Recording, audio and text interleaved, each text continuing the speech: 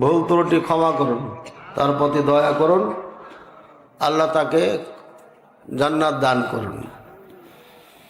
সাথে সাথে আরেকটা উইকেট পড়ে গেছে, মেয়ে মানুষ, লাশ পাওয়া গেছে, কিন্তু কারা লাশ ফেললো এটা পাওয়া যায়নি। কথা বুঝছেন তো? এর মানে কি বুঝলেন? এই মেয়েটার নাম রুমি, 1 মাস আগে জিডি করেছে থানাতে নিরাপত্তার জন্য, কিন্তু তাকে নিরাপত্তা দিতে পারে নাই। এর মানে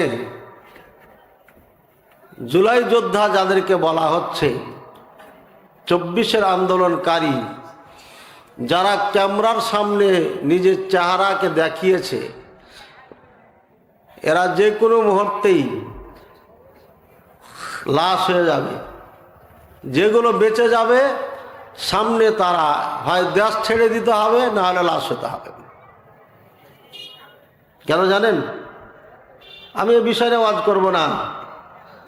আবার আমাদের দেশে আওয়ামী লীগ, বিএনপি, জামাত, তাল গাছ, বট গাছ, নারকেল গাছ, বেগুন গাছ, আম গাছ, জাম গাছ, মেলা আছে। যেদিকে বলবেন কেউ না কেউ রাগ করবে। কিন্তু আমি অতি শ্রদ্ধার সাথে বলছি, যারা নেতৃত্ব স্থানে আছেন, এ মাদ্রাসার মাহফিল মানে এখানে নেতারা আছেন, অবশ্যই আছেন, আপনারা হস্তক্ষেপ করবেন না। আমরা অন্য ধরনের কোনো দলীয় বক্তা না, আমরা কোরআন সুন্নাহর আলোচক, কোরআন সুন্নাহ আলোচনা করে যাই। এটা মরিচ কার গায়ে পড়বে, কার গায়ে পড়বে না, এটা আমি জানি না। সবার গায়ে পড়বে, যার যেমন ঘাত তেমন জ্বলবে। বুঝছেন না? বোঝেন নাই? নাকি আপনারা সবাই ঘায়ে আক্রান্ত, মরিচ সহ্য করতে পারবেন না? আমরা নরম গরম সব পাই। বুঝছেন? মায়াবেড়ি জাহাঙ্গীর ভাই, বহুত দিন আগে আমি এসেছিলাম এই হারাগাছে ছাত্র বয়সে, আমার আব্বা জানের সাথে, আর আরেকজন টিচার ছিলেন, তার সাথে গল্প করব না, ওনার সাথে পরিচয় হয়, মাসলা মাসাইল নিয়ে আলোচনা হয়। তো হারাগাছ পৌঁছার পরে, এটা তো হবে কমপক্ষে 2005-06 সালের দিকের ঘটনা। তো আমি মোবাইলে নাম লিখলাম জাহাঙ্গীর, দেখি যে আছে নাম্বার। আল্লাহ আকবার, এতদিনের নাম্বার আছে, এর মানে এটা সিমে সেভ হয়ে আছে। তো ফোন দিলাম, তো বলছে আসেন চা খেয়ে যান। এই চা খেয়ে আসলাম।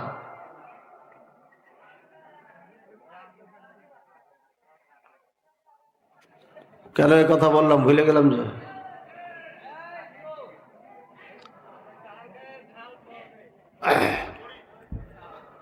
আচ্ছা ওনার নাম কেন নিলাম এটা ভুলে গেছি আমি, আসলে মনে নাই। তো যা হোক, মনে নাই যেহেতু আর বলবো না।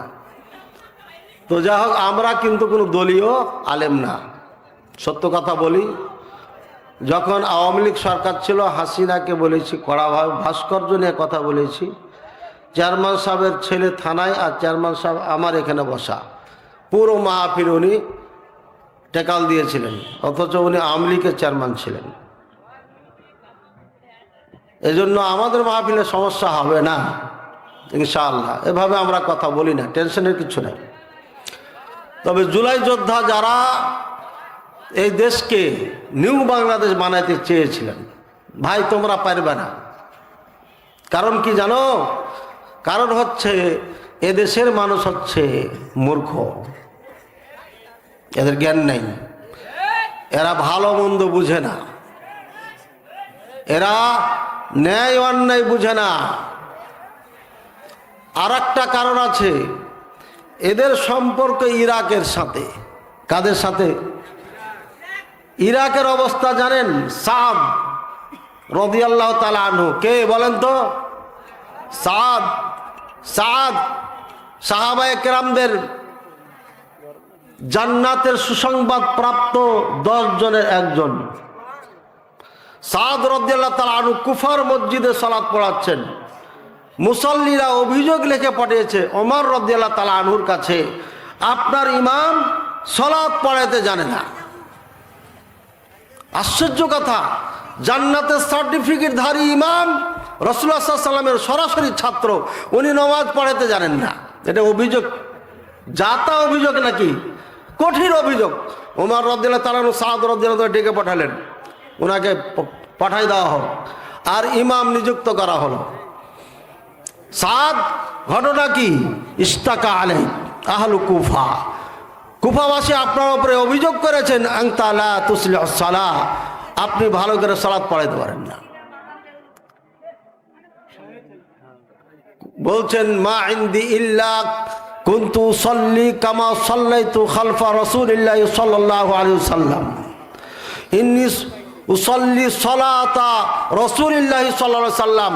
ওমর, আমার জানা নাই, আমি শুধু এতটুকু জানি, যেইভাবে রাসূলুল্লাহ সাল্লাল্লাহু আলাইহি ওয়াসাল্লামের পিছনে আমি সালাত পড়েছিলাম, ঠিক সেইভাবেই আমি কুফার মসজিদে সালাত পড়তাম।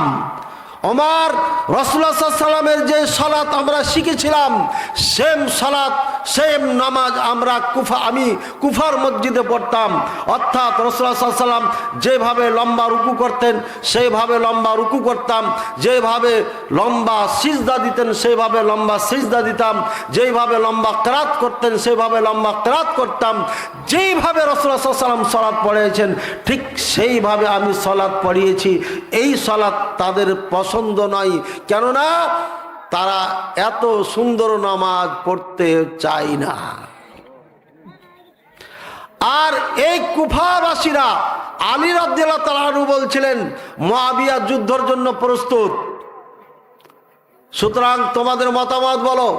তখন সবাই ওখান থেকে একজন চিল্লায়, ওখান থেকে একজন চিল্লায়, ওখান থেকে একজন চিল্লায়, হইচই লাগিয়ে দিল। তখন উনি বললেন, আনতুম কওমুন ফাওদা আও আহলুল ফাওদা, তোমরা হচ্ছে উশৃঙ্খল জাতি, তোমাদেরকে দিয়ে কিছু হবে না।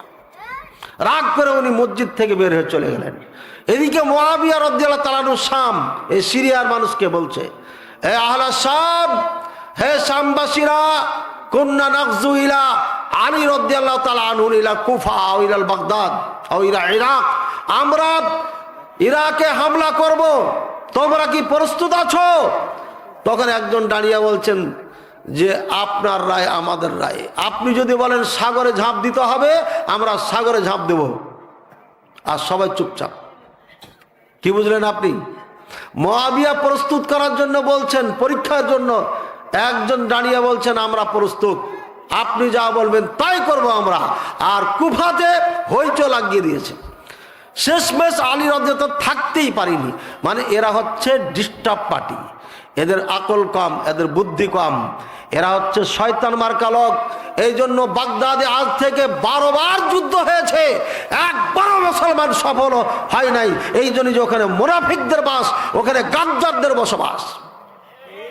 জুলাই যোদ্ধা, তোমরা ভালো করে শুনে নাও, তোমরা গাদ্দার জাতির নেতৃত্ব দিতে গেছিলা, চাইছিলে এদেশের মানুষকে সুখ শান্তি দিবা, চাইছিলে এদেশের মানুষকে পাসপোর্ট অফিসে যেন ঘুষ দিতে না হয়, চেয়েছিল তোমরা এদেশের মানুষকে যেন আপনার ভিসা যাওয়ার পরে রোদ্রে দাঁড়িয়ে ভিসা না নিতে হয়, চাইছিল তোমরা চাকরি নিতে যেন বৈষম্য আপনার সম্মুখীন না হয়, ঘুষ দিয়ে চাকরি নিতে না হয়, সার্ভিস রেজিস্ট্রার অফিসে যে খাজনা খারিজ করার সময় যেন ঘুষ না দিতে হয়, মেয়ের বিবাহ দিতে যে ডিমান্ড দিতে না হয়, পথে ঘাটে চলতে মোড়ে মোড়ে যেন চাঁদা না দিতে হয়।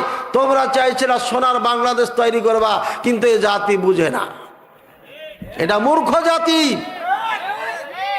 তোমাদের বাঁচার দুটো উপায়, একটা দেশ ছেড়ে পালিয়ে যাওয়া, এটা